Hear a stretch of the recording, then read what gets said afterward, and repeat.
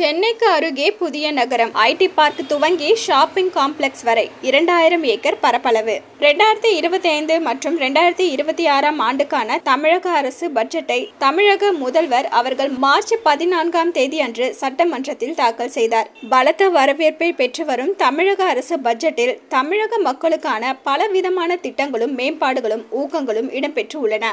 அவற்றில் சென்னைக்கு அருகே உருவாக்கப்படும் குளோபல் சிட்டி இந்தியா முழுக்க கவனத்தை ஈர்த்துள்ளது. இதற்காக தமிழகம் சென்னைக்கு அருகில் 2000 ஏக்கர் பரப்பளவில் ஒருங்கிணைந்த புதிய நகரத்தை உருவாக்க மாநில அரசு திட்டமிட்டுள்ளது. இதனால் சென்னை மக்களுக்கு பலதரப்பட்ட நன்மைகள் காத்து கிடக்கின்றன. விரைவான நகரமயமாக்கல் காரணமாக ஏற்படும் சவால்களை சமாளிக்கும் முயற்சியாக சென்னைக்கு அருகில் 2000 ஏக்கர் பரப்பளவில் குளோபல் சிட்டி அமைக்கப்பட உள்ளது. இந்த திட்டம் பொது மக்களுக்கு உலகத்தரம் வாய்ந்த வசதிகளை உறுதியளிக்கிறது.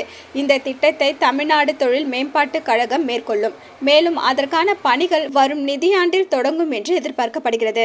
நகரங்களை அவ்வப்போது விரிவுபடுத்துவதற்கு பதிலாக ஒருங்கிணைந்த புதிய நகரங்களை உருவாக்குவது பொது தேவைகளை பூர்த்தி செய்வதற்கு மிகவும் பயனுள்ள அணுகுமுறையாக இருக்கும் என்று நகர்ப்புற திட்டமிடல் நிபுணர்கள் பரிந்துரைத்துள்ளனர்.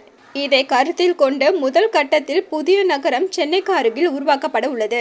இந்த புதிய நகரம் ஐடி பூங்காக்கள், நிதி தொழில்நுட்ப வர்த்தக மண்டலங்கள், ஆராய்ச்சி மற்றும் மேம்பாட்டு மையங்கள், உயர் தொழில்நுட்ப நிறுவனங்கள், வங்கி மற்றும் காப்பீட்டு நிறுவனங்கள், ஷாப்பிங் வளாகங்கள், வர்த்தக மையங்கள் மற்றும் மாநாட்டு அரங்குகள் உள்ளிட்ட பல்வேறு நவீன வசதிகளை கொண்டிருக்கும்.